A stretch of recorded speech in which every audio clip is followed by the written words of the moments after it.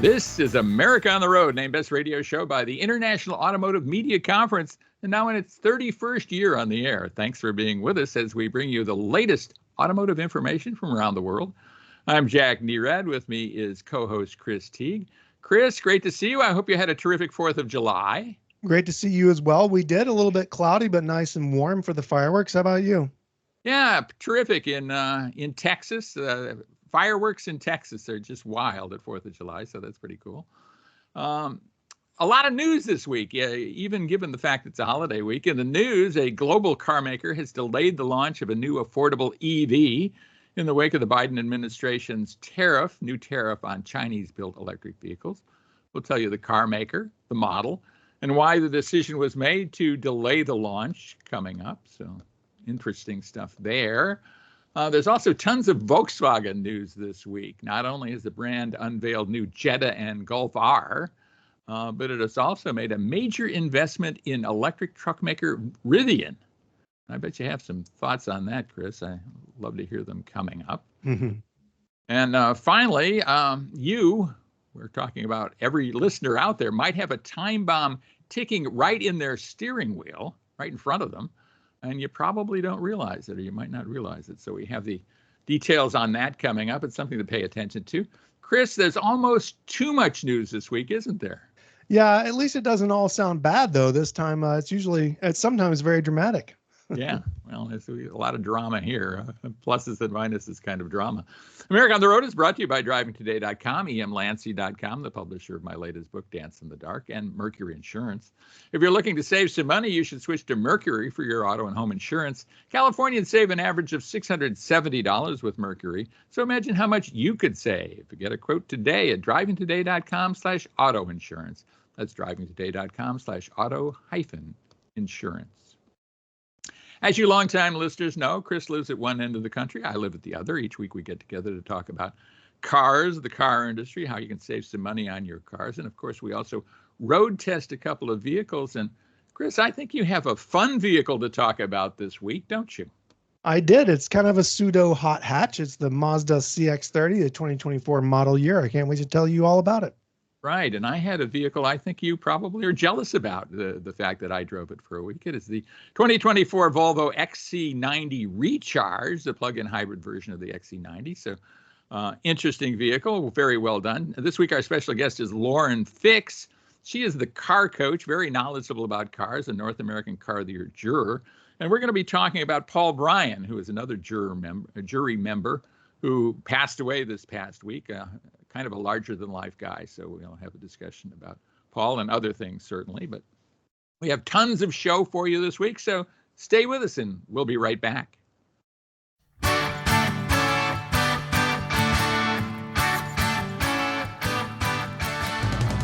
Welcome back, everybody, to America on the Road with Chris Teague, Jack Nerad back with you for our news segment. And the news this week, well, there's tons of it. In fact, a story that we were among the first to learn about. This is the story about the delay, maybe a lengthy delay, of a very affordable EV that was set to come to the United States. Actually, was set to come to the United States over a year ago, and then it was put off. And now it's put off again, based largely on the fact that the Biden administration has imposed 100% tariffs on Chinese-built electric vehicles. And the vehicle we're talking about is the Volvo EX30. We've talked about it here on the show. Volvo has said they are putting this off until they can begin to build these vehicles in Belgium, as opposed to China, where they were going to come from. Probably delivery will be put off for a significant period of time. And I also have to wonder about pricing, given the fact that this is going to be built in Western Europe, not exactly a low-cost place to build cars, versus China. Thoughts on this, Chris? Yeah, Volvo had already said that they were going to have to contend with the 25% tariff, which was the previous measure, and that the pricing had accounted for that. So I don't know. I mean, it depends on if the pricing or if their costs to produce it in Belgium are going to be comparable with the original price plus tariff. Right. Volvo didn't make a big announcement about this. In fact, they sent individuals, myself included, an email message letting us individually know that this was going to happen. I don't think they wanted to create a giant stir over this. At the same time, they wanted to let us on the jury, for example, on the North American Car of the Year jury, know that this vehicle is going to be postponed yet again. So they are still committed to bringing in the EX30. It's a pretty cool vehicle, but it's going to be a while. And again, we're not going to get that affordable EV that everybody's hoping that we get. Yeah, I've written this so many times now that it feels like I could just, spit it out with my eyes closed. But we've been promised this so many times and nobody has yet delivered it. I mean, I think the Chevy Bolt and maybe some versions of the Model 3 have come closest, but yeah, it's a shame we have to wait a little bit longer. Yeah. Well, other EV news concerns Volkswagen and their deal with Rivian, the electric truck maker. Rivian seemed comparatively versus some of the other startups to be doing fairly well. I see a lot of Rivians around. They're selling reasonably well, at least in some areas of the country. They're super expensive. And a truck and SUV. VW apparently has bought into Rivian to secure some of their technology, something you've been talking about on the show over and over again. Something I have to scratch my head over, the fact that a startup EV maker, not exactly a backyard startup, but is certainly a startup, has more expertise in building these kind of vehicles than a global car maker like Volkswagen does. But that's obviously the case. That's why they have made this big investment. And pretty interesting, I think, that they're admitting, hey, we need help. And we're going to spend some money to get it. Yeah, it's a great move for both companies, really. Rivian needs the money, the capital to build its next generation R2 and R3 vehicles, and Volkswagen has struggled with their technology as they move to electric vehicles. The Porsche Macan EV was delayed because they couldn't figure out the software, and Volkswagen has a whole division dedicated to this stuff. So it looks like it'll be mutually beneficial, and I hope it is. Yeah. Well, this new software, the Rivian software, is going to certainly go into the Rivian R2, as you mentioned, that's coming up. It's also going to go into Audis, Porsches, Lamborghinis, Bentleys, beyond Volkswagen. It's going to go across all the model lineups that Volkswagen owns. This is one of the things I found interesting, too, in the reporting. Rivian is doing fairly well compared to, well, certainly compared to Fisker, for example. Which has just declared bankruptcy, Chapter 11 bankruptcy protection. But they are reportedly losing $40,000 for every vehicle they deliver. I mean, I don't know about you, Chris. I'm a business major, I guess, so I understand this deep finance. But this is unsustainable, isn't it? It is. And if you compare them to like a large automaker like Ford, they have gas vehicles to offset some of the losses they have from their electric vehicle business. But Rivian, Tesla, some of the others don't have that. So I'm sure this infusion of cash is going to be welcome. I do think, though, that they have enough reserves to run, I think, through 2025, but that hasn't stopped them. Rivian's had a couple of layoffs in recent months. So hopefully this helps them right the ship. Yeah. Well, Volkswagen buying their expertise, and obviously they have expertise that Volkswagen felt they didn't have. So I find that interesting. The investment is substantial, $3 billion, apparently, giving them a 25% stake in Rivian. And this is something I didn't know. You probably did, Chris, that the previous largest shareholder of Rivian was Amazon. I thought it was Ford, but I might have had that backwards. That is well, interesting. I think Ford had a big investment and then sold off a lot of their investment, which made people think, or Rivian might be, headed for the dumpster. But that didn't happen. I guess there's happier news. There's pretty cool cars to talk about, and we're always excited about that. Volkswagen has announced a new Golf R and Golf R variant.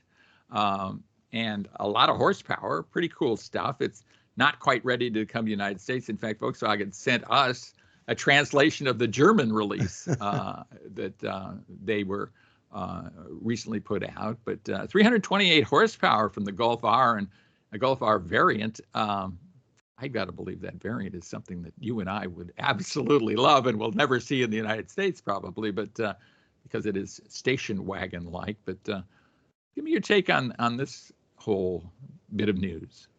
Yeah, well, as we discussed a little earlier off the air, Jack, I owned a 2023 Golf R, the 20th anniversary model, and had to have a lemon law buyback because of some of the technology and safety equipment issues. But man, it was such a fun car to drive. It doesn't feel quite as lively as my Toyota GR Corolla, but I'm happy to see it's got more power. It's down to almost just over 4 seconds, 0 to 60. I mean, that is blazingly quick for a hatchback. Yeah, and a top speed of 167 miles an hour. I mean, that is mind-blowing. I remember doing top speed tests at Motor Trend magazine and, trying to push Corvettes and Lamborghinis and those kind of things up to that speed. Acura, NSXs, those kind of things. The fact that a hatchback will do 167 miles an hour is kind of a mind-blower when you think about it. Yeah, and you get torque vectoring all-wheel drive. You get a bunch of cool aerodynamic bodywork, and so I mean, it's a great all-around car. It's quite expensive, though. Yeah, very, very expensive, and not going to come to us immediately. I mean, do you have any sense of when we're going to see it, Chris? I've been hearing rumors of early next year, so like early spring maybe, but we'll have to see. I don't have a crystal ball. Right. Well, we also talk about affordable vehicles, and this is kind of good news, I think, for affordability, and that is the new Volkswagen Jetta, kind of renewed. This is a refresh rather than an all-new Jetta, but they've also lowered some pricing. In fact, you can get a Jetta with a starting price of under $22,000. It's a pretty darn good value, I think, in this day and age when everything is over 30 grand.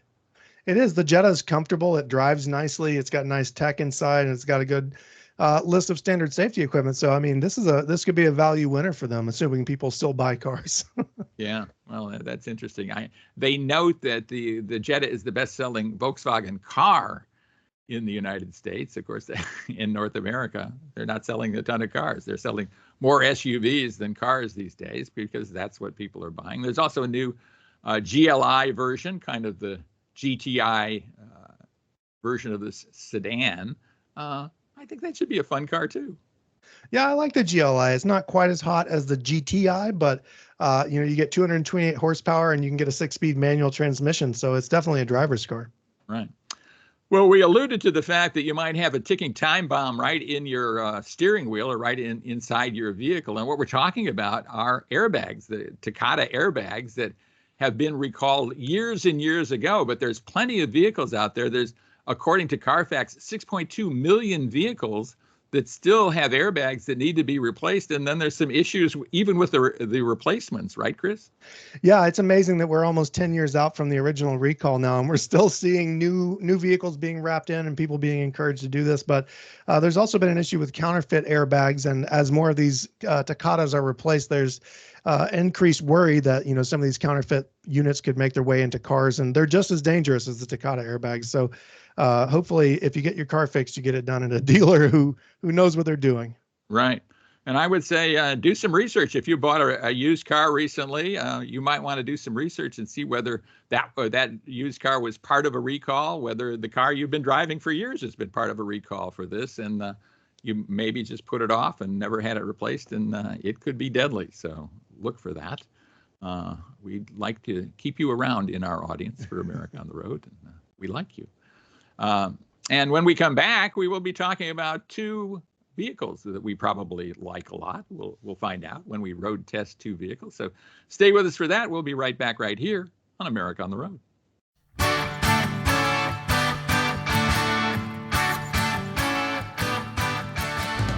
Welcome back to America on the Road with Chris T. Jackney Red back with you. It is road test time, but before we get to the road test vehicles, we would like to thank you for listening to America on the Road. We do appreciate it. If you like America on the Road, please pass it on. Pass on a podcast version of the show. Tell people where you listen to America on the Road, on which radio station and when. That would be very, very helpful to us. And maybe give them something that they'd like to listen to for an hour a week or something like that.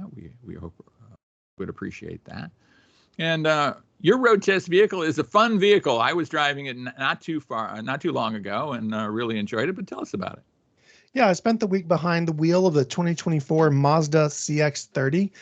This is their smallest crossover at the moment. I'm calling it a crossover, but as I hinted at earlier in the show, I think it's more of a like a pseudo hot hatch. It's very close to the Mazda 3 in terms of size and looks and everything. So, just a fun vehicle to drive. Jack, just give me a little rehash of your opinion that we heard a few weeks ago.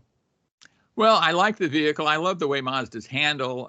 This certainly handles really, really well. A small vehicle like that, compact vehicle, doesn't have immense accelerative capabilities, but it's just fun to push. It's fun to drive hard. Yeah, I agree. It is very lively and it's fun to drive. But taking a step back, this vehicle starts at just over $26,400 for the base model. I tested the Turbo Premium Plus, which is the range-topping model. It came out at just under $40,000 with a couple of options. And as we've talked about, Jack, a couple times in the past, Mazda offers a staggering number of configurations for this vehicle, including 2 powertrains and something like 7 or 8 trim levels. So there's certainly no shortage of options. If you're looking to get exactly what you want with this vehicle, there's likely a model for you. The base engine is a 2.5 liter 4-cylinder. It makes 191 horsepower, 186 pound-feet of torque. The turbo premiums, or the turbo model that I drove, comes with a turbocharged 2.5 liter engine. It's 227 horsepower, 310 pound-feet of torque, which increases the 250 horsepower and 320 pound-feet of torque when you're on premium fuel, which I've always found interesting about Mazda vehicles. All-wheel drive is standard, and it comes with a 6-speed automatic transmission instead of a continuously variable unit, which I'm very thankful for. So as we mentioned, it's not the quickest vehicle in a straight line, but the turbocharged engine does have good torque. 320 pound-feet on premium fuel is a pretty stout number for a vehicle of this size, and it gives it a good amount of pep off the line. It feels like you can dart in and out of traffic without any trouble at all, making this an excellent commuter. I think it's great from a size and acceleration standpoint. The handling, as you mentioned earlier, it's fantastic for a crossover. It's sharp, it's responsive, there's good steering feel. On the flip side of that, Jack, I will point out that the ride can be a little bit rough at times. I think that, if you're not expecting it, then, you might be surprised by a couple of bumps and bangs. Cloth upholstery comes standard inside. You can get synthetic leather. My range topping trim came with genuine leather. It was a dark brown leather. It's a really interesting combination of black and dark brown on the inside of this vehicle. It's got Mazda's Soul Red paint on the outside. Just a really visually stimulating looking interior. So I think Mazda did a good job there. It comes standard with an 8.8-inch touchscreen. Mine came with a 10.25-inch unit. You get wireless Apple CarPlay and Android Auto. Touchscreen is only available with those 2 features, so you're going to have to use the dial, and we've talked about this until we're blue in the face, but it just is not my cup of tea to navigate long lists of things with a dial. And then the top trim, as I mentioned, you get a full list of safety features here. So things like automatic emergency braking, forward collision alerts, those are standard. But then the top trim adds blind spot monitoring with rear cross traffic alerts, parking sensors, pedestrian detection, and a head-up display, which I really enjoy. So, I think, Jack, the price here is right. I mean, you can pick almost any price level you want, and you'll get a great list of features. The cargo space is a little small for me, a family of 4 with a dog. But if you like driving and you need a little bit of cargo space and over a hatchback or a sedan, this is a great pick. Yeah, absolutely. Terrific vehicle. Love to drive it. So much fun. Not sure it's really a crossover SUV in a lot of ways, but yeah. I like it no matter what it is, how you classify it. Agree. Yeah. Well, I was driving a vehicle. I think you're probably jealous of my driving it this week. I think the Teague family drives a Volvo XC90. I was driving the plug-in hybrid version, the 2024 XC90 Recharge all-wheel drive in ultimate trim. So that's top of the line. Number one, what jumped out at me was how pretty this interior is. It's just got a gorgeous interior. I mean, I've liked Volvo interiors before, and I think mostly they're understated and very well designed, very handsome looking is one of the ways I would describe them. This, even beyond that, I mean, it really kind of stuck out to me as being just a nice place to spend a lot of time. So getting that out of the way a little bit, and I can go back and talk about infotainment system and some of the stuff I didn't like quite as much a little later in the review, but. Of course, this is built on the XC90 conventional gasoline-powered platform It has a plug-in hybrid system that adds an electric motor, gives it, and a big battery, fairly big battery, gives it 36 miles of EV-only range, which is reasonable, I guess. And I have to admit, during my week with this thing, I wasn't necessarily meticulous about plugging it in, which I think makes me very similar to everybody else who's got a plug-in hybrid vehicle. Maybe if you plugged it in all the time, you would realize much more benefit out of that, a lot more money that you pay for it. But it does get better fuel economy. And it also is the most powerful of the XC90s by quite a bit. I mean, this T8 powertrain offers 455 horsepower. This, makes this, if not quite a hot rod, it's certainly performance oriented.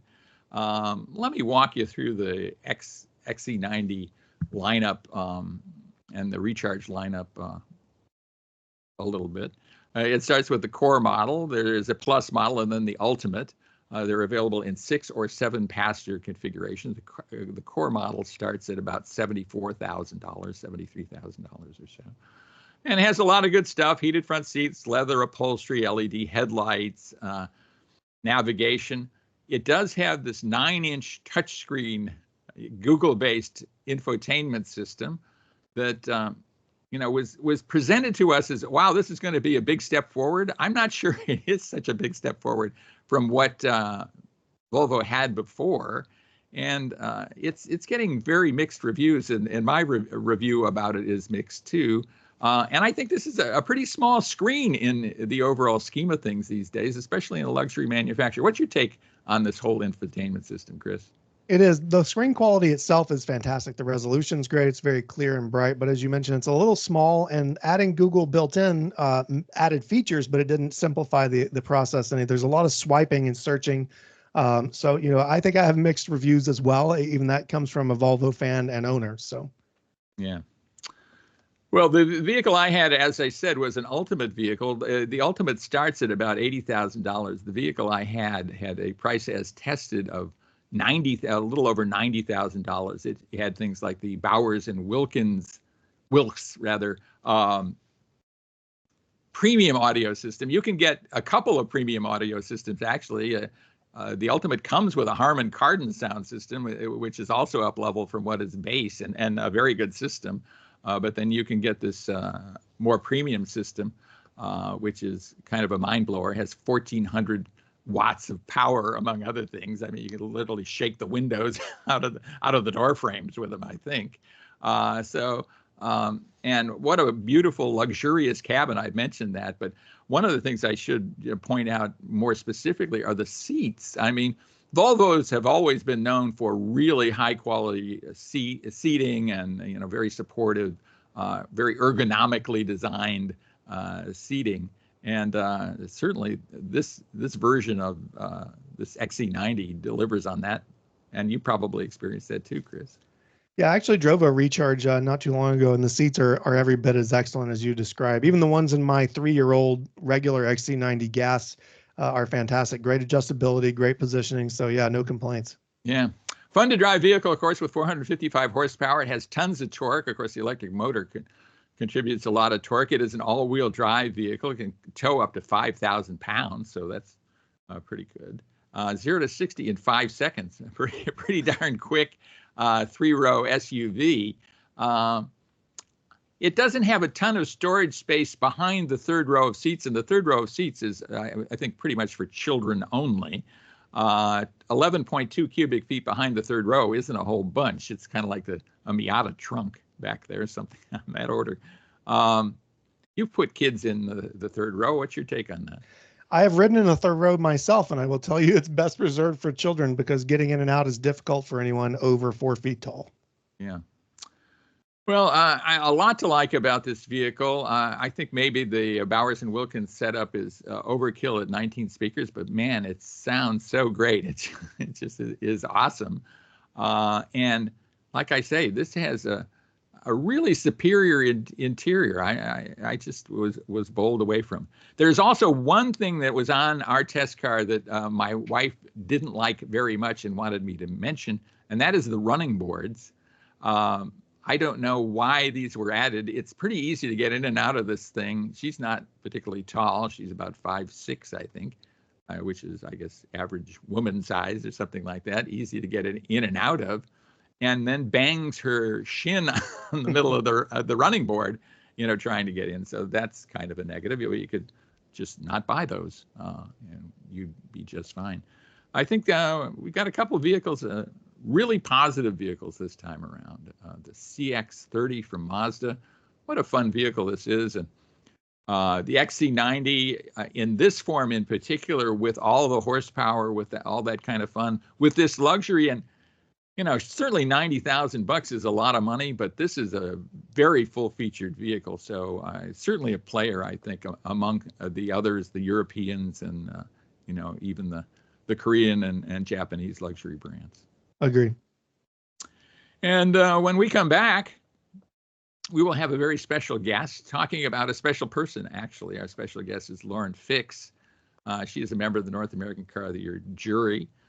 She is known worldwide as the car coach. You've probably seen her on TV. I certainly have. And we're going to be talking about a friend of ours who passed away recently, Paul Bryan. He's another member of the jury and kind of a larger-than-life guy, both literally and figuratively. So we'll be talking about him and other things when we come back with Lauren Fix. So stay with us for that, and we'll be right back right here on America on the Road.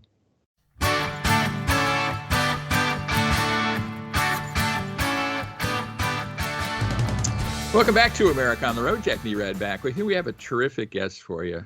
An old friend, Lauren Fix, is the car coach, among other things. She's been on the show before, and it's always wonderful to have her on the show. Although today we're going to talk about something with a tinge of sadness to us. But number one, Lauren, thanks so much for being with us. We appreciate it. It's always a pleasure, Jack. Thanks for having me back. Great to have you on the show. The tinge of sadness comes because we've kind of both lost a friend very recently.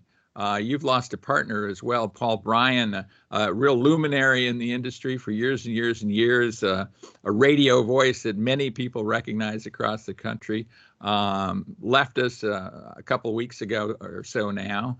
And you were very close with him, of course. You partnered with him in many, many projects. Talk about him a little bit. Well, it's funny. My husband's Paul, too. I always say I'm appalled. My husband, my son, my son-in-law, my trainer, my agent, and my co-host I'm all appalled. So we used to always laugh about that. But Paul was a very different guy. Many people in our industry met him when he was in charge of the Chicago Auto Show for 20 years. And you had to go to the guy in the chair in the media lounge and deal with him, sort of.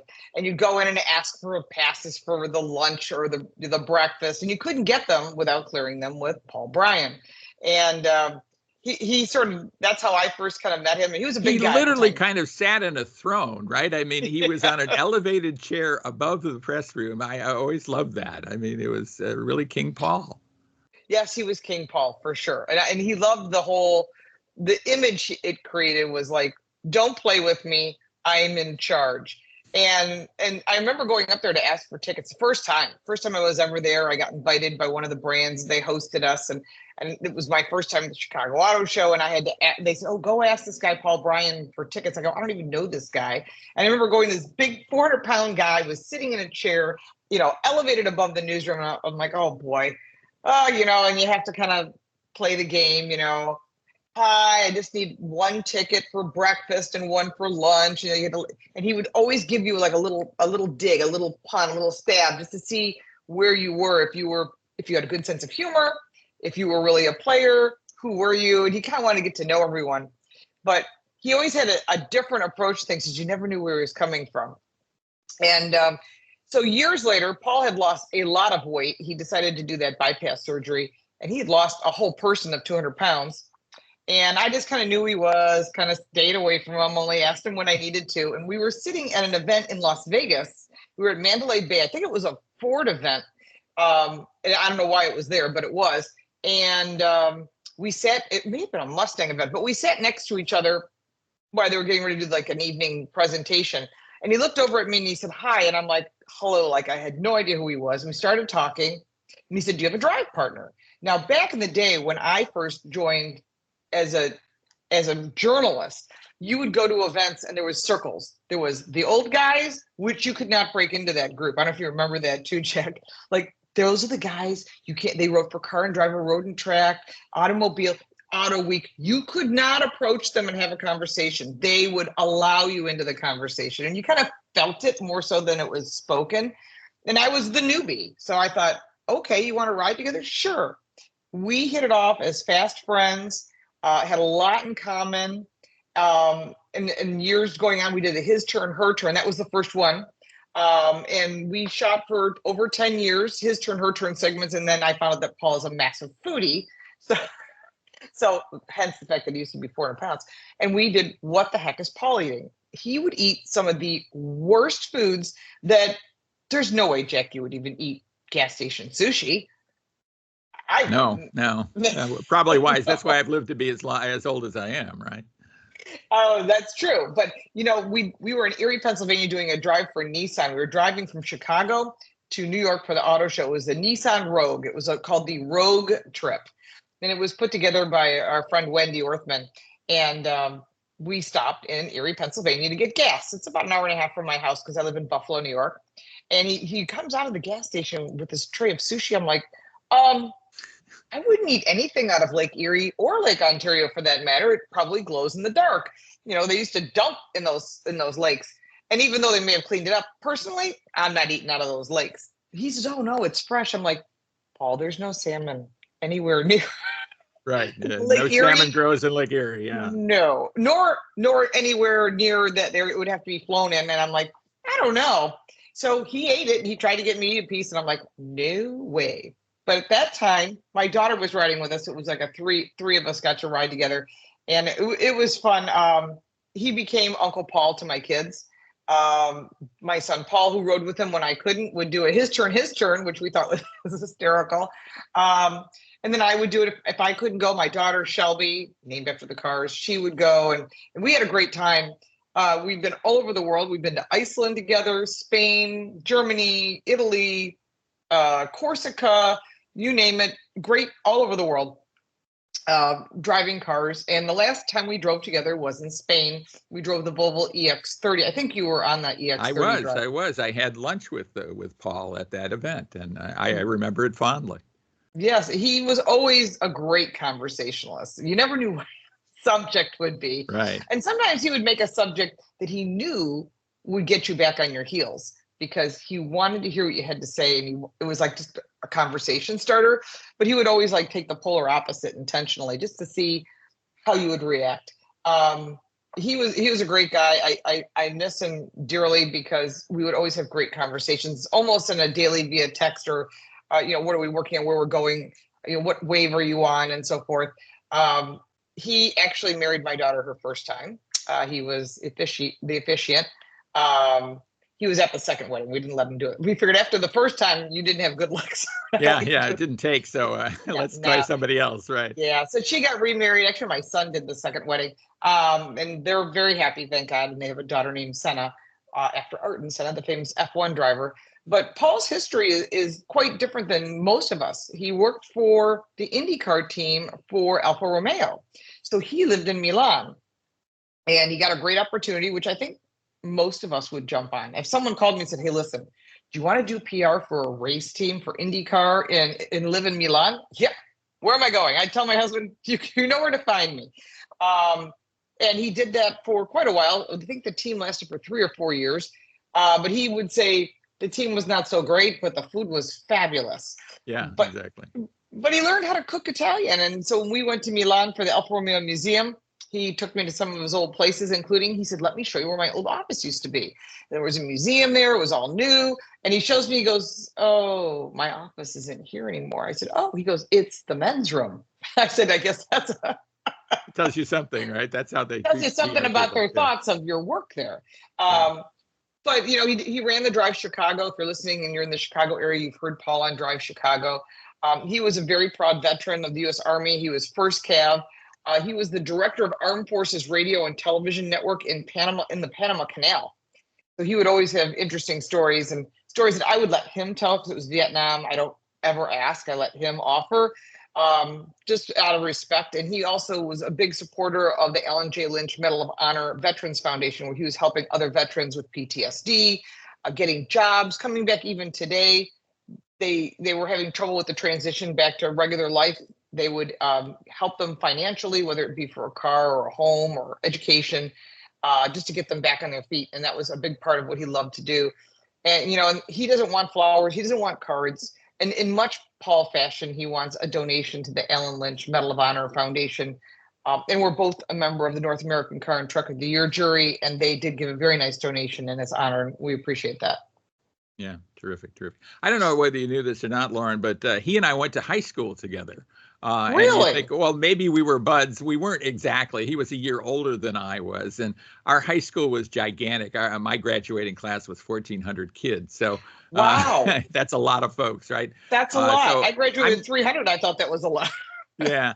We probably ran into each other a few times during high school, but I don't know that we hung together. But then, years later, when we met as car journalists, we realized we had this in common, and we grew up essentially in the same town and all that kind of stuff. That's so awesome. We shared a lot, a lot of similar experiences, similar views, all of that kind of stuff. And what it kind of exemplifies, I think, is the camaraderie that auto journalists have.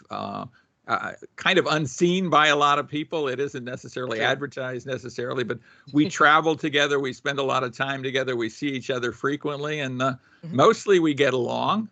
Sometimes we don't. Say, there's a few things, the stories that come around, but I have to say that's one thing about the auto industry in general, whether you're working in a dealership level or you're working as a journalist or you're working on the manufacturer side, that it is a family.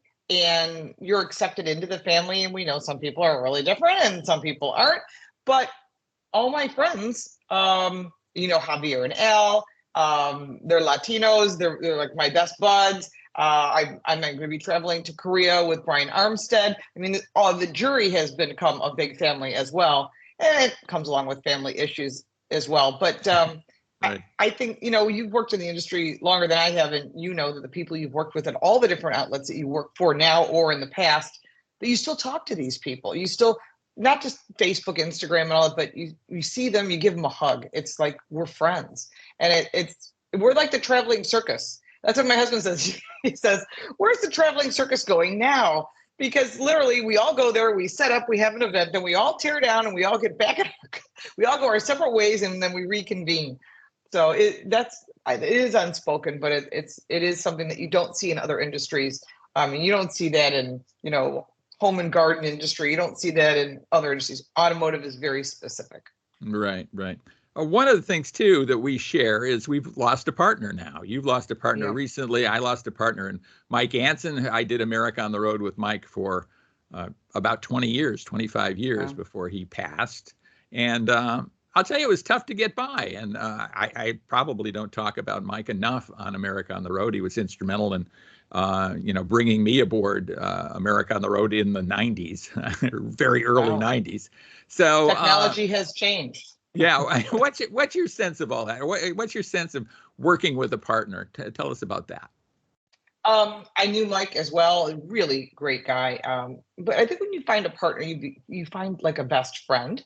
Paul was the brother I always wanted. I don't have a brother. I don't have a sister. So it was nice to have someone who you could bounce ideas off of. When I said, hey, I want to run for president of North American Car and Truck of the Year Awards. And he said, okay, let's do it. And that's what a brother would do. You become family. His family is really good friends with my family. Today, I talked to his daughter, and he's got an only child, a daughter and a granddaughter. And so I still talk to them as well. My kids talk to them, and you start extending the family. And when you ride with someone, you get in the car, it's like you restart your conversation from the last time you rode together. I'm sure you and Mike did the same thing. You just start, okay, what do you think of this car? And you banter a little bit. You maybe bark at each other a little bit. There have been times where Paul's barked at me and I barked at him where, we're having a bad day. But that's true with people that you work with too. And I think that what makes it special is Paul and I were able to put it on tape. So on my Car Coach Reports channel, there is His Turn, Her Turn car reviews. There's also, if you go to the website, His Turn, Her Turn, which I will leave up in his honor, there is What is Paul Eating? If you need a laugh, You're like, I've had enough. The things he would do and say, I don't know where, it's like vaudeville. I don't know where it came. It was always clean, but it was, I can't believe you're eating that. And just things. Then one time he made me eat something, because usually I was the filming person. I'm like, what are you eating? And that's how it all started. Like, what are you eating? Like, you need a sleeve of Oreos in the car. I'm like, what? I can't film if you're crunching. And you would always find the wackiest food around the world. Like, something in Hawaii was Spam on a piece of rice. I'm like, oh, he said it was good. I'll They take like your their word for it. Spam over in Hawaii. Oh, God. But so one time we're in Nashville and we're sitting at the bar and he says, oh, you got to try this. I'm like, well, what is it? It's artichoke. Think of artichoke hearts, but they turned it into a liquor. I forgot what it's called, but it was the grossest, most disgusting thing I'd ever tasted. And he convinced the bartender to pour a shot. He says, try it. I'll pay for it. I go, it's not even the money. I go, I love artichokes, but into a liquor? He says, oh, it's an aperitif. The Italians drink it. You'll love it. Of course, he has to film me, and it's on the his turn, her turn channel. I mean, just like the look on my face was, I was going to lose it on camera. It was so bad. I'm like, who drinks this? He drank the rest of it. I go, ugh. So yeah, if anyone offers you artichoke liquor, don't drink it. It's unless you like really gross stuff. But it became interesting because as a partner in driving, as a friend, things that I would do. He would come to the races when my husband and I were racing at Road America, which Paul was the voice of Road America. He announced there for many years. For a car show, he would show up. We have a Ford GT. He was here for the delivery of that. So it was like delivery of a baby. I'm a judge for the Chicken Wing Festival. Yes, because I live in Buffalo. I've been doing it for years. One year he came here and he got to try all the wings. That was like heaven for him. But I think when you have a partner and you do so much together, it's a big loss. It's like losing a family member, because they kind of are. Yeah. And this came suddenly, at least it was sudden to me. I had no inclination that he was ill or that anything was wrong. I wasn't allowed to say anything. Yeah. But when you saw him in September in Spain, he was struggling. He had some back pain, and he had a procedure done so that he could travel. And that was his last road trip, shall we say. After that, things got worse. He lost a lot of weight and pain was quite excessive. But it wasn't cancer. It was just literally he died of a lot of pain. And then he had a procedure done, a surgery done that I think, I'm not a doctor, I think that was what caused the end, unfortunately. Yeah. It was sad, very sad. He will be missed. I know they're going to do a car show in his honor in the Chicago area. I know there'll be a memorial service with the Medal of Honor recipients group, a lot of military people. And then I talked to the people at North American Car and Truck of the Year. Hopefully we can do something in October, raise a glass and toast Paul. And then maybe at the awards, we can come up with a scholarship and name it after him, because there would be no Noctoy if it wasn't for Paul. Because when I took over as secretary treasurer, we had $250 in the account. And I called him and I said, we got a problem because we can't afford anything. And he said, I gotcha. And he made a phone call to Bridgestone and got us $50,000 within 24 hours. And that's what saved Noctoy or North American Car and Truck of the Year awards, or it wouldn't have existed. Yeah. Well, great stuff. What a luminary, what a great partner to you, Lauren, and Lauren Fix. Thanks so much for being with us. We really do appreciate it, for sharing these stories about our friend Paul Bryan. So rest in peace, Paul. Thank you. Yeah. And stay with us, everybody. We'll be right back right here on America on the Road.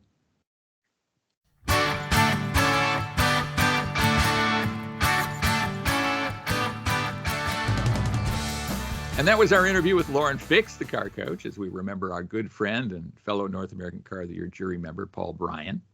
And that basically wraps up our show for this week. Before we go, I'd like to mention my newest book, Dance in the Dark. It's a crime thriller inspired by true crime. Of course, I'm kind of a crime aficionado. I write about it frequently, so look for that. It's available on Amazon in both ebook and paperback form. If you like our show, please pass it on. We really do appreciate you liking America on the Road. And, of course, listen to us on this radio station each week and let your friends know where you listen to America on the Road.